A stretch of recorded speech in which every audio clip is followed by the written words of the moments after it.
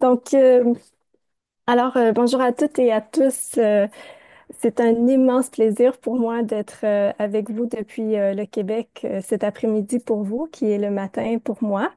Donc, je vais débuter la présentation pour ensuite laisser la place à Claire. Donc, je m'excuse par avance si je reprends des éléments qui auraient déjà été abordés ce matin ou si certains des éléments peuvent être un peu hors propos, mais j'espère que je cadrerai bien dans l'organisation de la journée.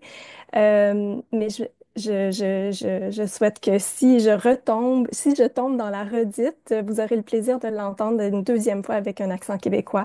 Donc, ça devrait faire plaisir sur ce point.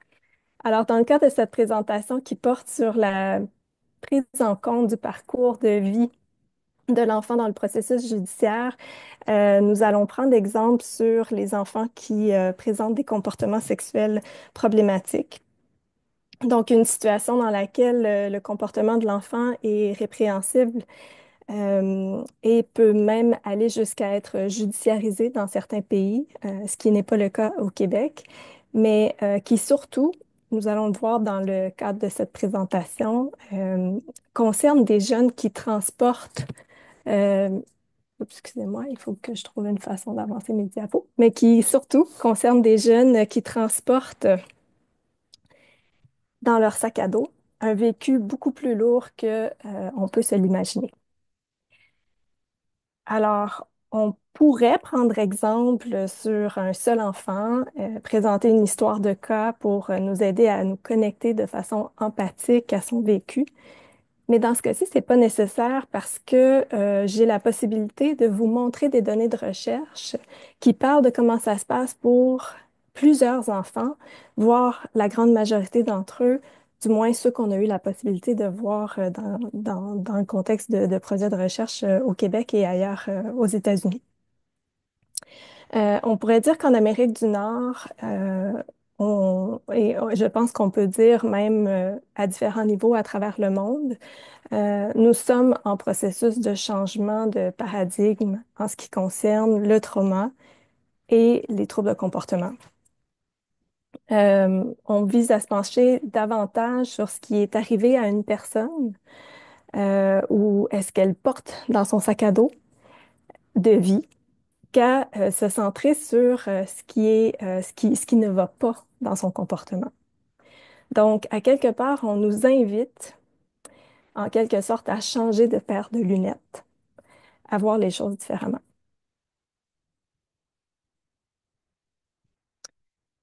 Donc, au cœur de cette présentation, je vais poser trois vérités que j'espère dans- avec bienveillance. Je vais essayer de le faire avec bienveillance, qui, je pense, peuvent guider nos jugements, notre sensibilité par rapport à ces enfants et peut-être aussi la façon dont on les traite dans nos systèmes judiciaires. Donc, la première vérité, c'est que derrière chaque comportement, il y a un enfant qui est en devenir et dont les gestes, même si déconcertants, s'inscrivent vraiment dans un parcours qui n'est pas figé dans le temps. Donc, on a la possibilité de reconnaître tout le potentiel de changement dans la vie de ces jeunes. Et d'ailleurs, la littérature soutient que ce qui se produit pendant l'enfance n'est pas du tout prédictif de ce qui va se produire à l'âge adulte, du moins en ce qui a trait au comportement sexuel problématique.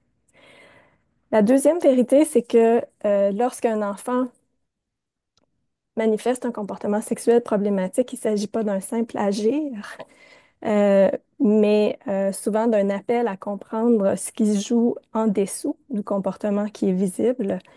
Donc, en socio-judiciaire, on a aussi la possibilité de cibler ses besoins pour prendre les meilleures décisions pour l'enfant.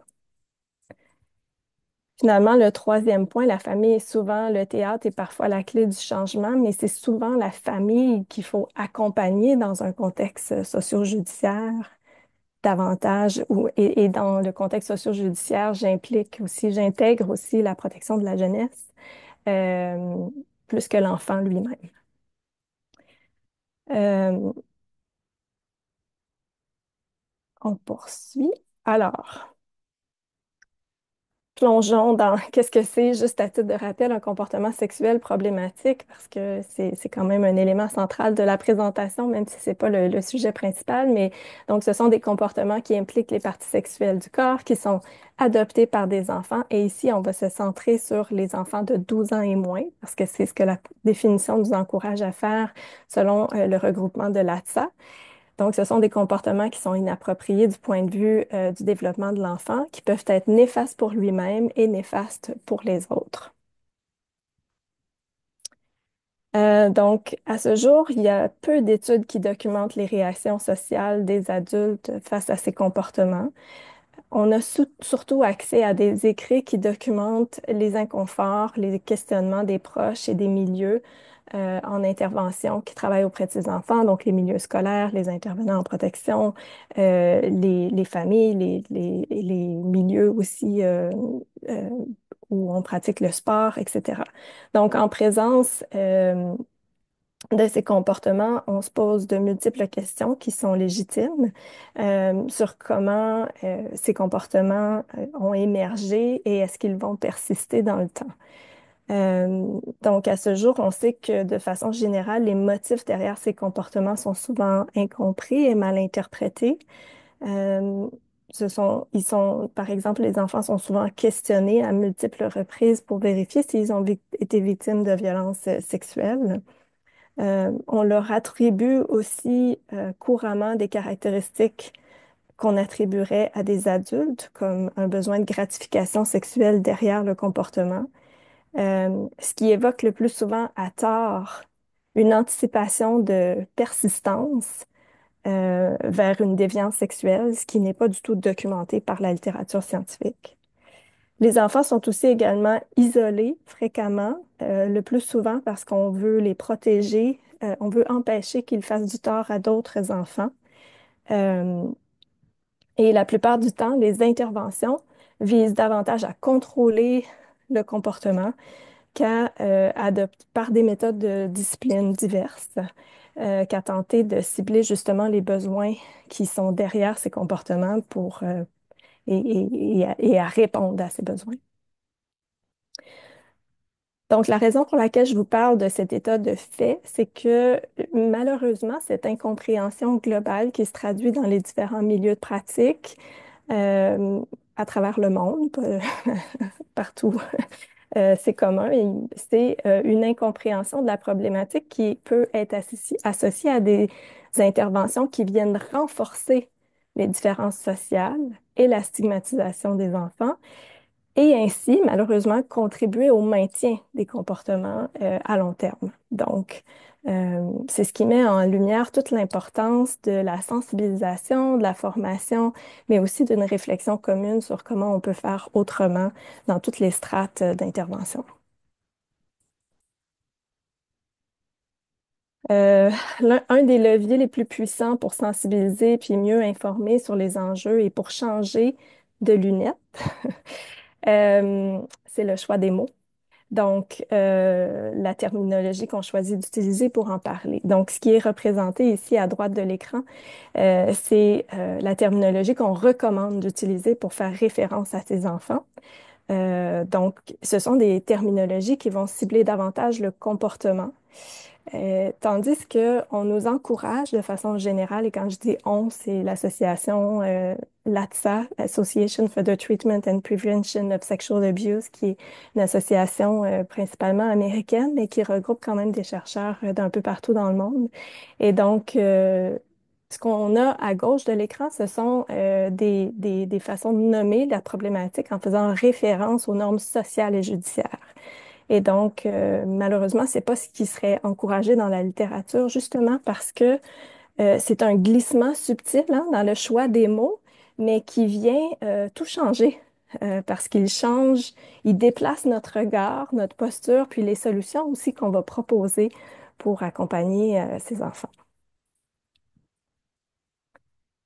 Euh,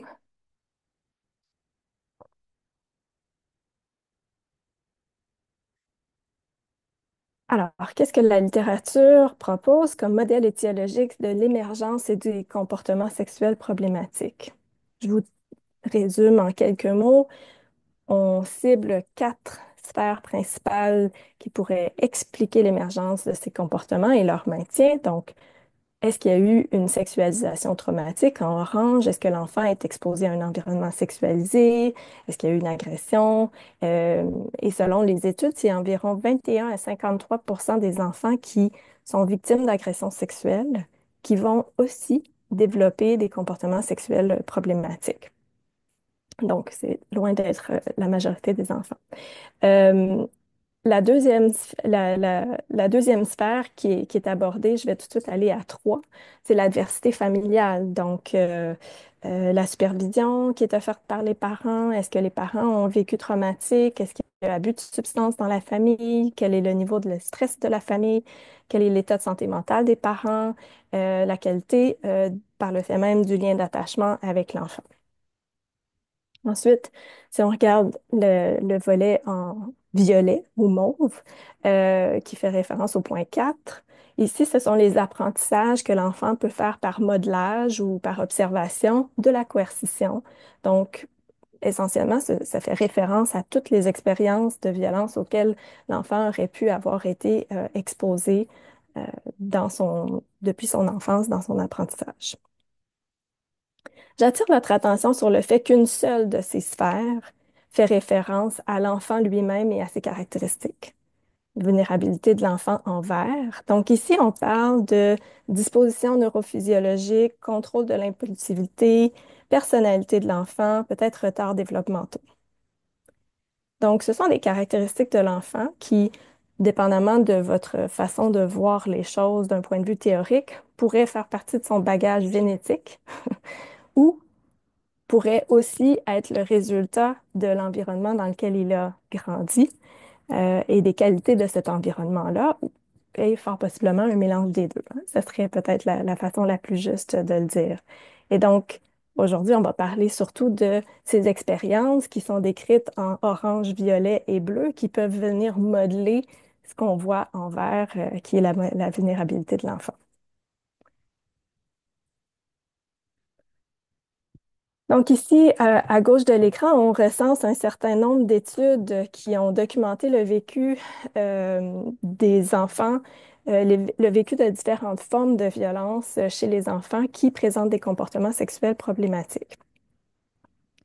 Euh, on pense notamment à l'agression sexuelle, mais aussi à la violence physique, la violence psychologique, l'exposition à la violence conjugale ou à la violence familiale.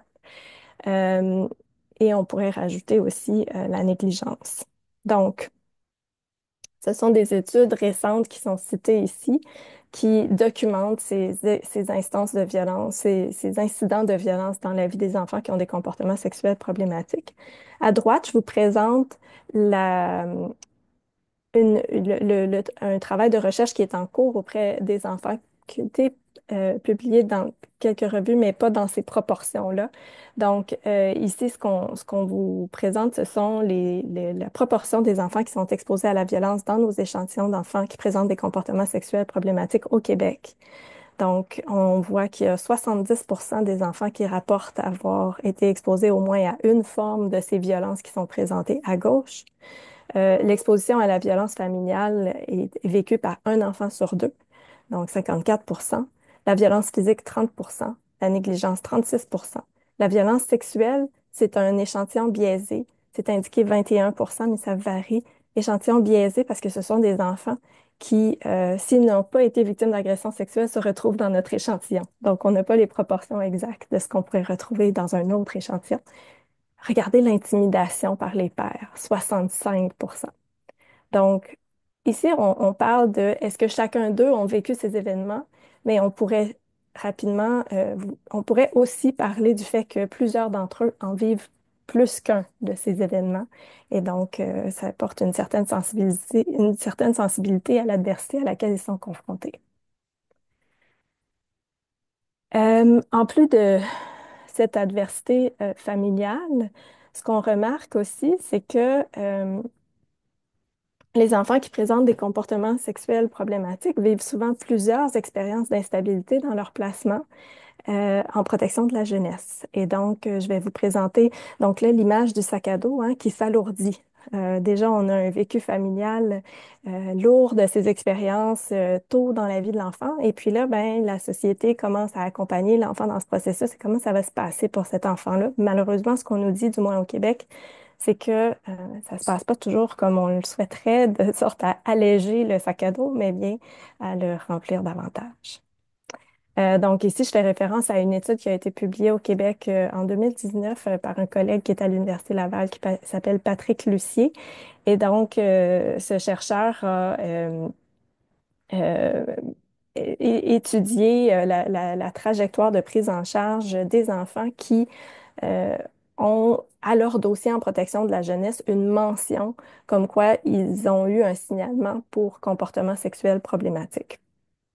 Et il y a 4 profils qui se sont qui ont été dressés dans l'étude, mais je vais cibler mon intervention ici sur un résultat en particulier qui est pas tant lié au profil, mais au fait que euh, dans la trajectoire, pour 16 à 62 des jeunes qui étaient signalés pour troubles de comportement sexuel, euh, ce signalement n'était pas leur signalement initial.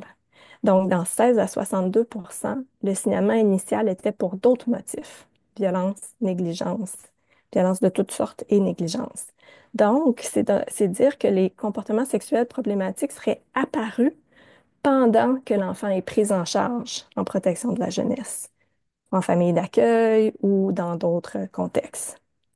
Donc, c'est une étude qui nous montre que, à quelque part, l'environnement qu'on crée pour l'enfant dans la prise en charge peut aussi contribuer, encore une fois, à augmenter l'adversité à laquelle il est confronté, puis qui peut se manifester par des comportements problématiques.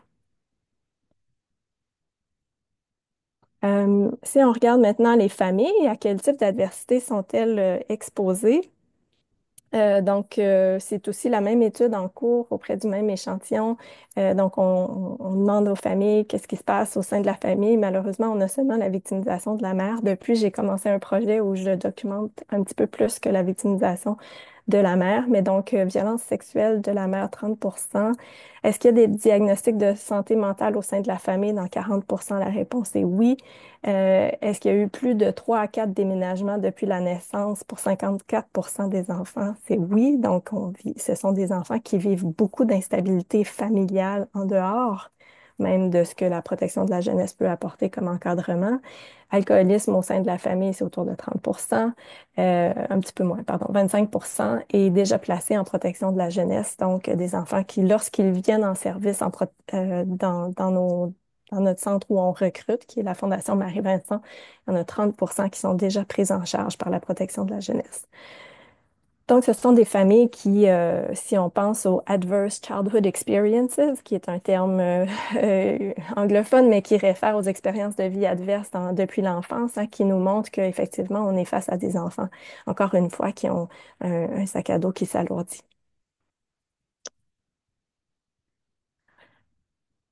Donc, ce qui frappe lorsqu'on pose notre regard sur le vécu personnel et familial de ces enfants, c'est la multiplicité des différentes expériences potentiellement traumatiques vécues. Puis, c'est intéressant de se rappeler que depuis les premiers travaux sur l'étiologie des comportements sexuels problématiques, on avance que ces comportements peuvent parfois être l'expression de symptômes envahissants du trouble de stress post-traumatique, en particulier lorsqu'ils surviennent à la suite d'une victimisation sexuelle. Donc, dans ce contexte, le comportement sexuel problématique peut être vu comme un rejeu de l'expérience vécue. Euh, mais donc, moi, je vous invite à élargir peut-être cette perspective de façon plus générale et on peut peut-être envisager que ces symptômes intrusifs ne rejouent pas seulement les expériences de violence sexuelle, mais plusieurs autres expériences de violence qui ont été marquantes ou traumatiques pour l'enfant, comme la violence physique, l'exposition à la violence familiale, à la violence conjugale, pardon, et l'intimidation. Puis, on pourrait dire que ce rejeu, qui est peut-être dans la plupart des cas inconscient, peut prendre la forme d'une répétition des gestes qui ont été subis dans le contexte de violence, euh, mais aussi d'une reconstitution, pardon, d'une dynamique de pouvoir ou de violence à laquelle l'enfant a été exposé. Donc, c'est une autre façon de le dire qui fait davantage référence à des mécanismes neurophysiologiques. C'est que ces enfants peuvent aussi être neurophysiologiquement dysrégulés, réagissant de manière intense, voire désorganisée, à différentes situations de vie difficiles par des comportements problématiques. Mais c'est peut-être en tenant compte de ces mécanismes complexes qu'on peut véritablement accompagner les familles, les enfants vers un changement en adoptant une posture qui est moins culpabilisante, particulièrement empathique et ancrée surtout dans cette possibilité qu'on soit face à une forme de reviviscence.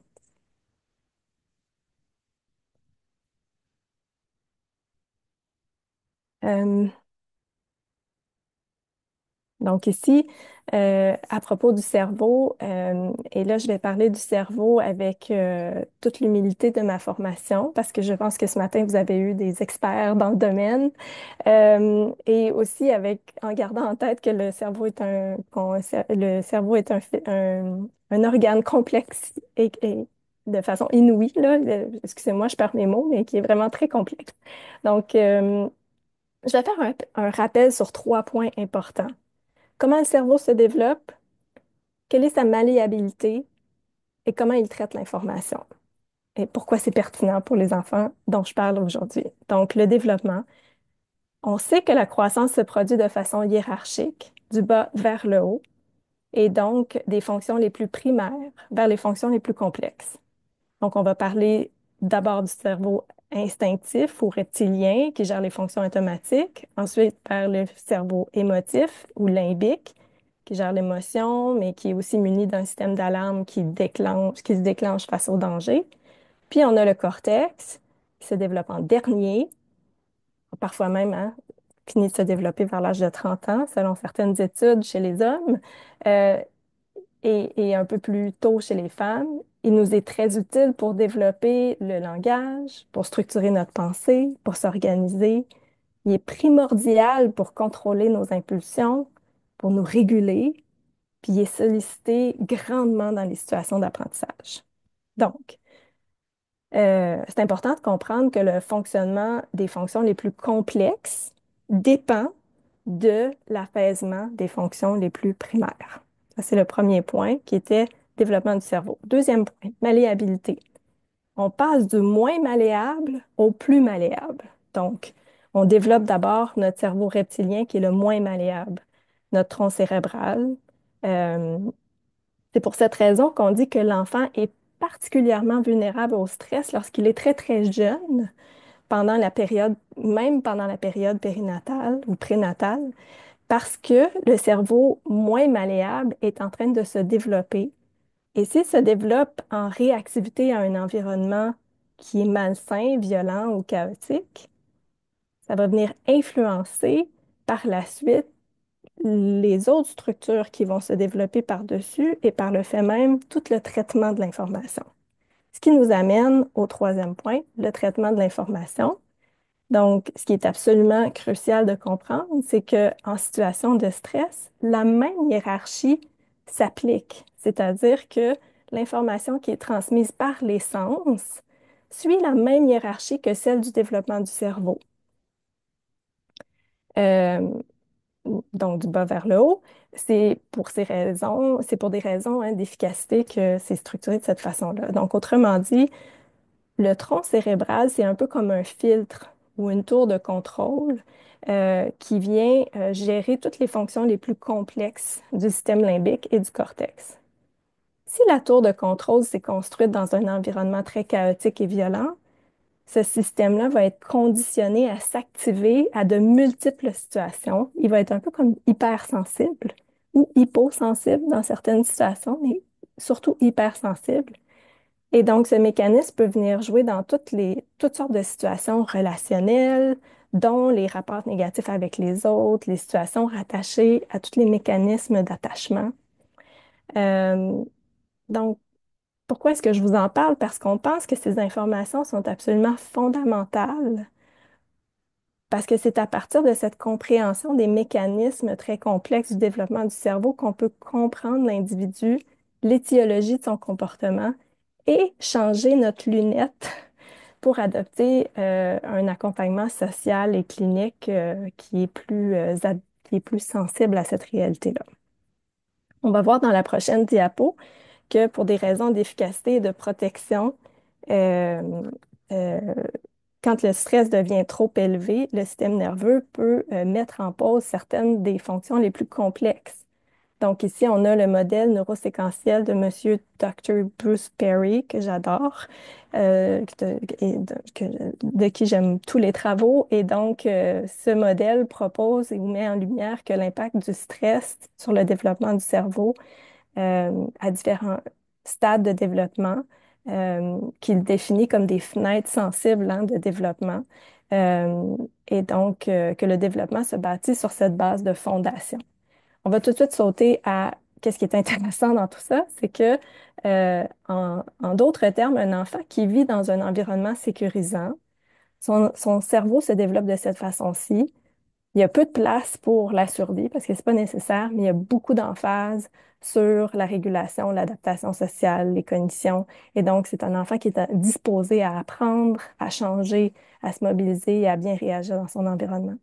Lorsque l'environnement est plutôt inversé, ce qui se produit, c'est que le gros de l'énergie est mobilisé vers la survie, ce qui laisse de moins en moins de place pour la régulation, l'adaptation émotionnelle ou cognitive. Pourquoi?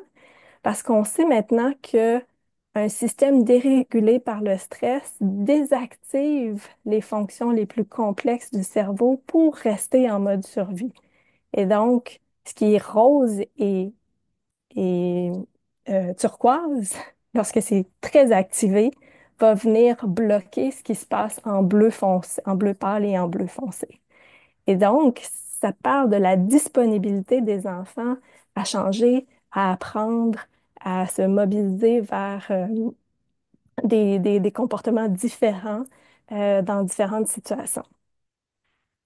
À ce sujet-là, Dr. Perry apporte une réflexion qui est assez intéressante, qui est qu'on a beaucoup investi comme société dans le développement de thérapies et dans le développement de médications pour venir prendre soin des sphères qui sont peut-être plus élevées au niveau de la cognition, des apprentissages, hein, parce que pour aller en thérapie, il faut être capable de réfléchir, d'avoir une certaine autocritique de nos comportements. Alors qu'on a très, très peu investi les fonctions dans notre société qui permettraient à nos jeunes de se réguler et être disponibles pour les apprentissages. Et ces fonctions-là, ce sont des activités d'autorégulation et le sentiment de connexion à l'autre. Donc, c'est matière à réflexion comme société également. Alors, comment on peut réparer le sentiment le sentiment de connexion à l'autre et apaiser la réponse au stress? Ça suggère encore une fois de changer de paradigme, de lunettes, de penser à des processus sociaux et judiciaires qui vont rétablir le sentiment de sécurité physique et émotionnelle, rendre l'environnement prévisible par la routine. Et là, on peut penser en protection de la jeunesse, par exemple. Demeurer attentif à l'activation du stress dans différentes situations, dont le jour où l'enfant va devoir se présenter devant le juge, comment est-ce qu'on va le préparer, comment est-ce qu'on va l'aider à autoréguler ce stress. Prioriser le sentiment de connexion à l'autre, donc l'environnement familial, l'environnement autre que familial parfois parce que c'est nécessaire de ratisser plus large pour avoir un sentiment de sécurité, un filet de sécurité. Aider l'enfant à se sentir compétent face à ces événements risque d'être les dispositions qui vont faire en sorte qu'il va être disponible pour adapter son comportement et cesser de réagir avec des comportements inappropriés. Donc, en conclusion, le meilleur remède contre le trauma ou la délinquance, c'est souvent le sentiment de connexion et d'amour. Donc, je finis avec cette note-là. Et les trois autres points ont déjà été largement discutés. Puis, je vais maintenant laisser la place à ma collègue Claire pour la suite. Il faut juste que j'arrête de partager. Voilà. Merci beaucoup Isabelle. Alors, je lance juste le partage également. Voilà, est-ce que vous m'entendez bien? Est-ce que vous voyez la- les diapos? Merci Isabelle.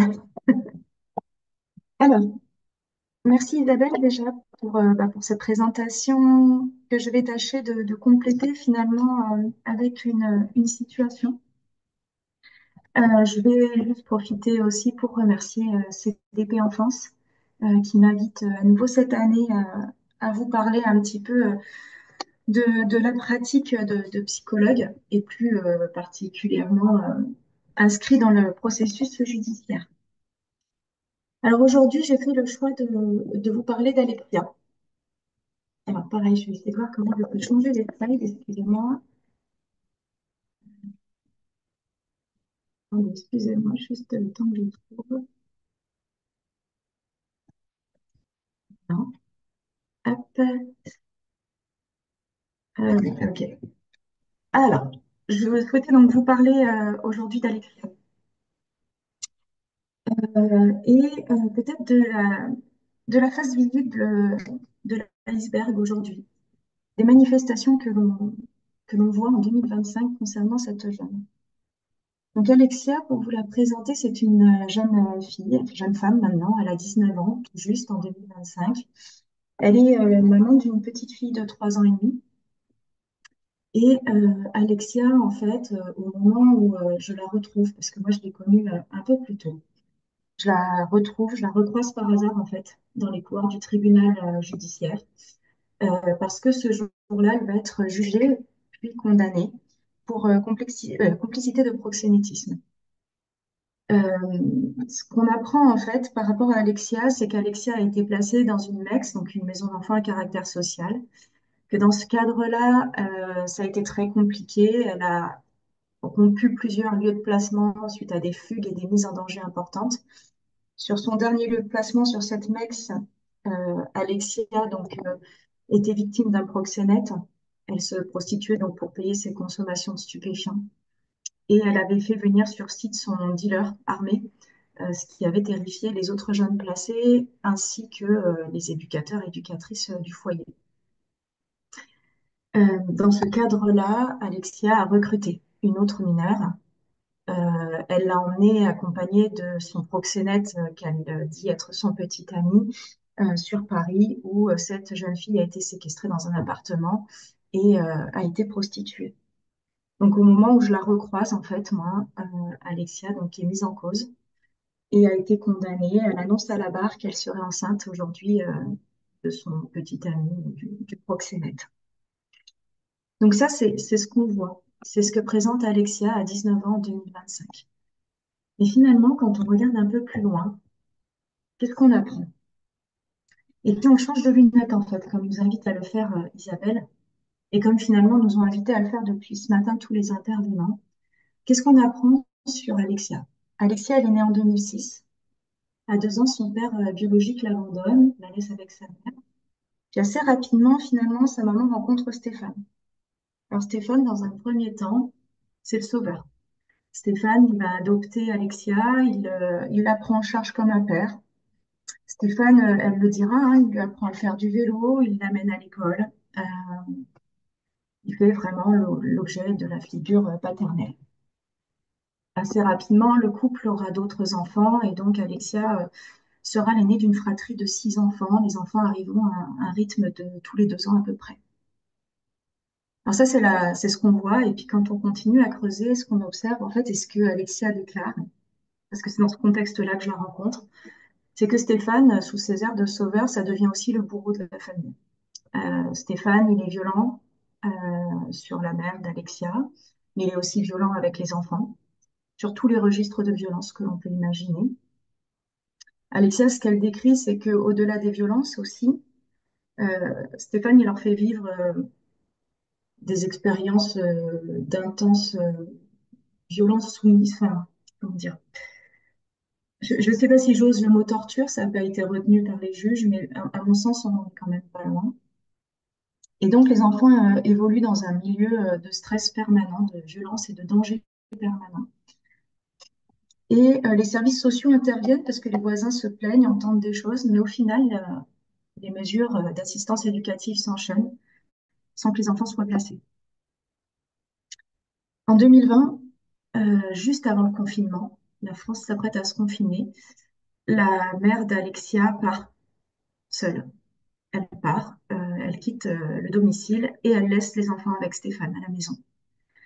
Je vous laisse imaginer que Stéphane ne s'est pas arrangé, que Stéphane n'a pas arrêté les violences ont continué. Et Alexia, en fait, qui dit très bien que sa maman pouvait être aussi assez négligente. Alexia, très tôt, a pris la charge de la fratrie. Et à ce moment-là, en fait, Alexia, elle arrête sa scolarité et puis elle gère tout le quotidien. Elle va chercher les petits à l'école, elle fait faire les devoirs, elle range la maison, elle fait les courses, elle prépare à manger, elle s'occupe de Stéphane parce qu'elle le dit comme ça. En 2021, les services sociaux s'alertent un peu plus parce que la mère est partie et le placement de l'ensemble de la fratrie est décidé. À ce moment-là, Stéphane, il commence à entamer d'autres types de violences, c'est-à-dire que sur les plus grands qui ont des téléphones portables, donc Alexia et Liam, il exerce des chantages au suicide, des menaces, conduisant les deux plus grands à fuguer régulièrement de leur lieu de placement pour rejoindre Stéphane, de peur que Stéphane se suicide. Je vous passe les détails, je crois que vous aurez tous compris, mais en 2021, Alexia découvre qu'elle est enceinte. Elle n'a pas de petite amie. Une procédure d'instruction est ouverte. C'est dans ce cadre-là que je rencontrerai Alexia. Les investigations montreront que Stéphane est bien le père biologique de l'enfant porté par Alexia. En 2022, donc Alexia va accoucher. Elle me dira très justement, parce que moi je la rencontrerai dans le cadre d'une expertise judiciaire, elle me dit comment voulez-vous, madame, qu'une enfant soit elle-même en charge d'une autre enfant.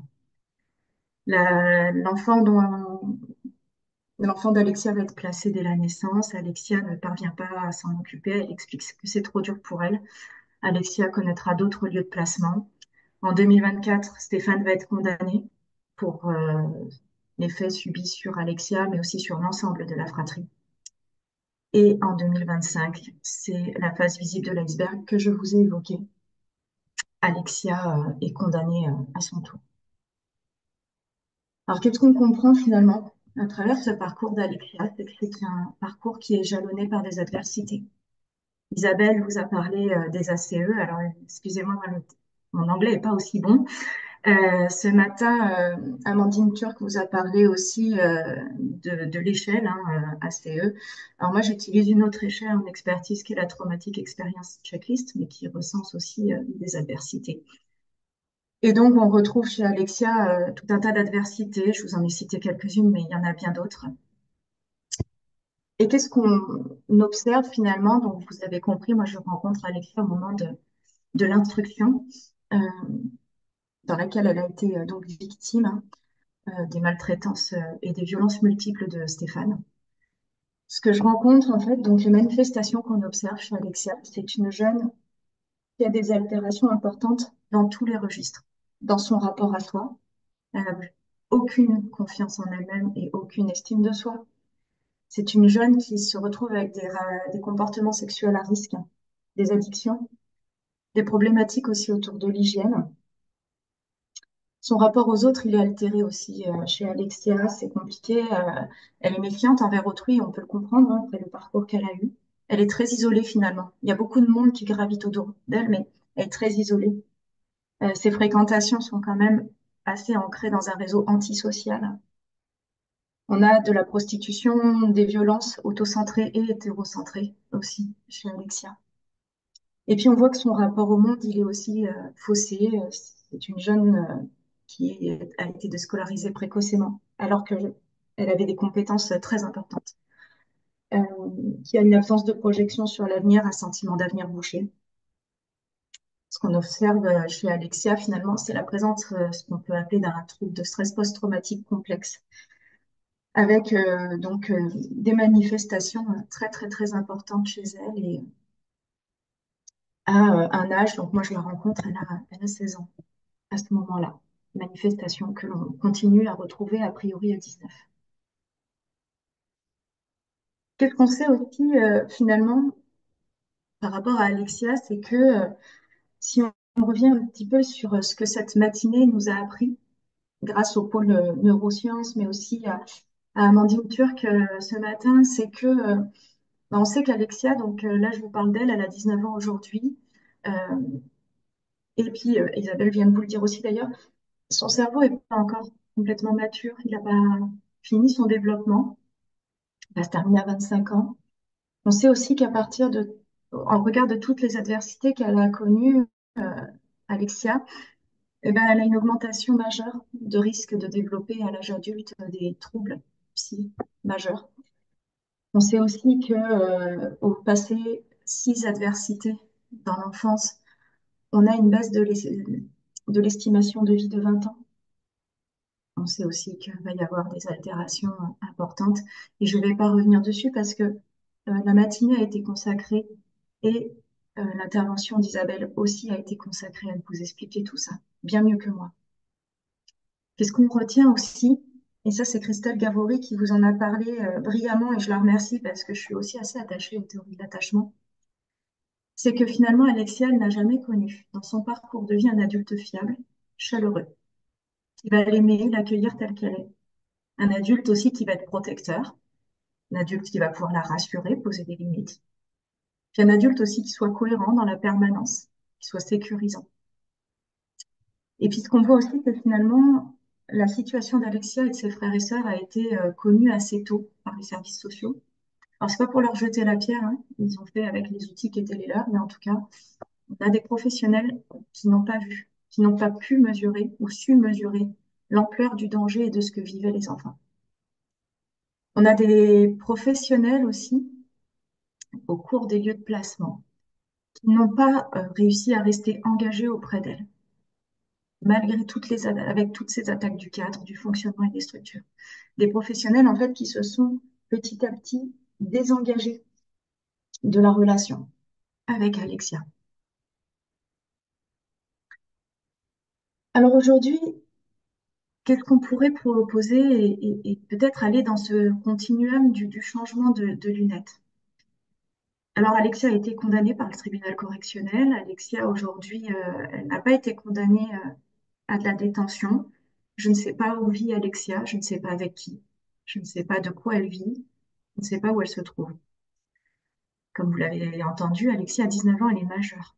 Et en France, aujourd'hui, à partir de 18 ans, il n'y a pas de protection pour les majeurs, sauf si le majeur fait la demande et signe un contrat jeune majeur.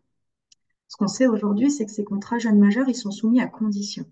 C'est-à-dire que le jeune doit faire la demande et doit proposer un projet finalement d'insertion, de formation qui va déclencher la mise en place d'aides pour l'accompagner dans la réalisation de ce projet. Mais si on revient finalement à la conférence de consensus qui a eu lieu en 2017 sur les besoins fondamentaux de l'enfant, on voit qu'Alexia, avant même de penser, et Isabelle vous l'a montré sur son diagramme où elle a repris les travaux du docteur Bruce Perry, c'est qu'Alexia, aujourd'hui, sa priorité, c'est sa survie. Et que comment Alexia peut-elle penser à sa réinsertion ou à son insertion tout court ou à un projet de formation, à des éléments qui demanderaient finalement qu'elle mobilise certaines compétences, alors qu'aujourd'hui, elle ne sait même pas où elle va dormir, est-ce qu'elle va pouvoir manger, elle n'a aucune sécurité. Aujourd'hui, pour Alexia, aucun de ses besoins fondamentaux ne sont respectés. Et ce que nous rappelle cette démarche de consensus, c'est que le méta-besoin de sécurité doit primer sur tout le reste. Alors, peut-être aujourd'hui, je vais terminer mon propos sur, et pour boucler peut-être avec des éléments qui viendront sur la table ronde, c'est si aujourd'hui on pensait l'accompagnement de nos jeunes en protection de l'enfance en prenant en compte leurs besoins justement et en changeant nos lunettes. Je ne jette la pierre sur personne. Il se trouve que l'une des mecs dans laquelle Alexia a été placée, je les connais très bien. Et je sais les difficultés qu'ils ont eues. Je sais aussi les préoccupations qu'ils ont eues pour les autres jeunes qu'ils accueillent. Et combien c'était difficile d'accompagner Alexia.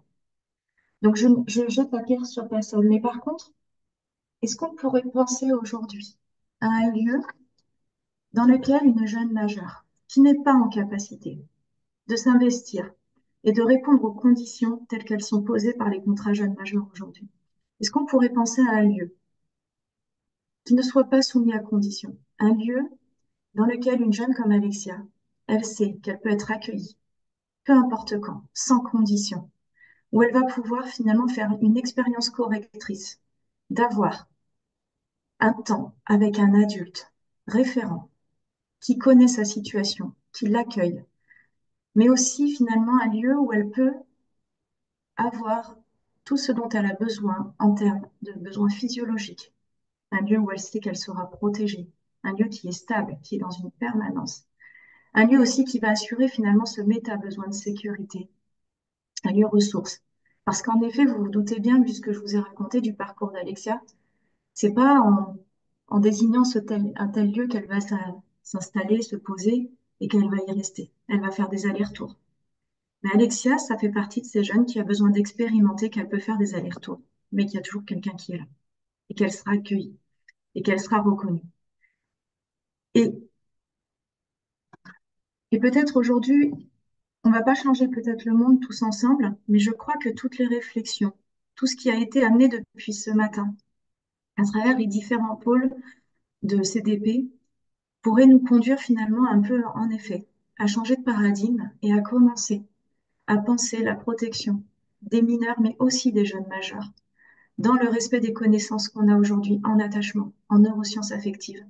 Je pense qu'on gagnerait beaucoup pour la suite, parce qu'en effet, par la suite, moi je les rencontre aussi des fois, pour certains d'entre eux, et on gage pas mal de chance. Voilà, je l'espère avoir enfin, apporté d'autres éléments à travers la situation d'Alexia. Je vous remercie et je redonne la place à la salle.